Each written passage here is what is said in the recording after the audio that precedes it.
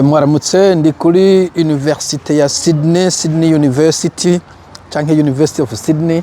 Hari umwe mu biprofeseri yashatse ko tugira icyo tuganira, twari kumwe mu nama ejo nje kumuraba. Ariko University of Sydney nibaza ko ijya ari museum ni free entry. Wango ni free entry University of Sydney Chao Kawing Museum, muri bakora museum ya shinwa. Bo nico shwete nashaka kuvuga yuko namwe ndababwira byo ngo hasi wanyu hasi wacu ivyo uko hagenza ni kuhamera ushatse ko habiwanyu habiwanyu utashaka ko habiwanyu habiwanyu. Ndo ndi kubona abantu baba asiatique benshi hano bashino sinze ko asanzwe hariho iyindi event university zikunze kuba zifise ibintu vy'ama graduations hirya no hino. Zishobora kuba zifise icyo bita open day aho baba bariko barukirita abanyeshure canke ibintu particulier kuri faculty ntavyo academia ntabwo genda ikunze kuyicengeteramo. Bon mugabo ibihaba ndabizi narahize batubana bariga ku university ndazi environnement ya university dose ninaza ko ari university imwe muri university zisaje ku isi canke umwe muri Australia. Urana nayi construction yaho ko ari contemporain sinzi ko ita contemporain canke medieval niwombaza. Bo ariko ndabona hari event nini hariya bose shaka kuja kure kwera ico giprofesseur ico gidocteur turibonane n'amasaha makeye ninkinota voilà nibaza ko naje kare gato mbo 25.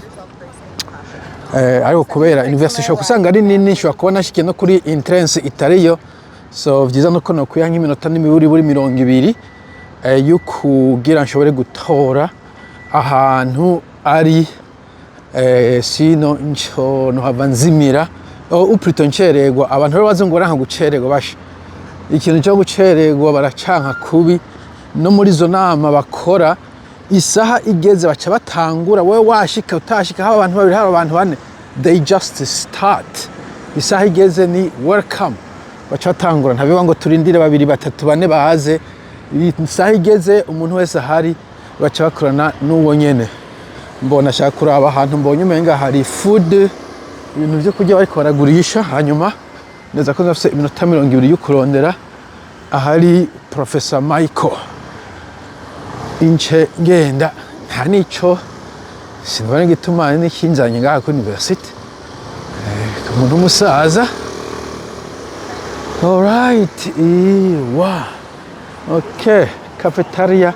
Bon, mbona afise ikintu kimeze nka street food, mbona ni Vietnam n'abandi hiya Italian etc. Oh, kumba ni barabara rirerire ririko ibiryo n'ibindi. Bon, ntabwo nkomezaho naza ko atakintu special. University general ziba ziri boring, iyo ndatanga ko afise ibyo bagurisha n'ibiki. Ubu ni university bari silence nyene. It's one of the most boring institutions. Nari boring. Shooting hizi ziba zishaje gose. Abari academia. Hari umuntu yombwira iyi University ya Sydney bayubatse ryari? Abantu muri Australia. How old is this university? These buildings. All right.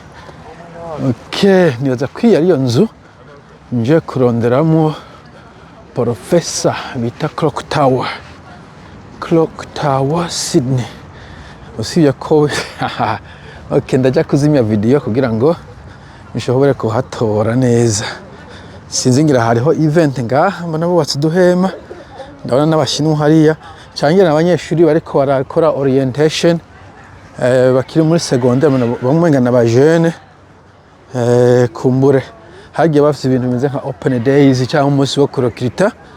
I think ko seroka encore une fois ibintu vya secteur ku university nk'ubu jewe naje nta secteur turabonana imodoka indropinze hajya taxi cyangwa tutanga video hadonde mu stranger complètement nta carte nimwe nta kintu kimwe kinyemeza ko ndi kuri kaminuza nije nizanye nta urumu étranger ushaka kushika ahantu kure gushika kumurasha usanga hariho access control mu library.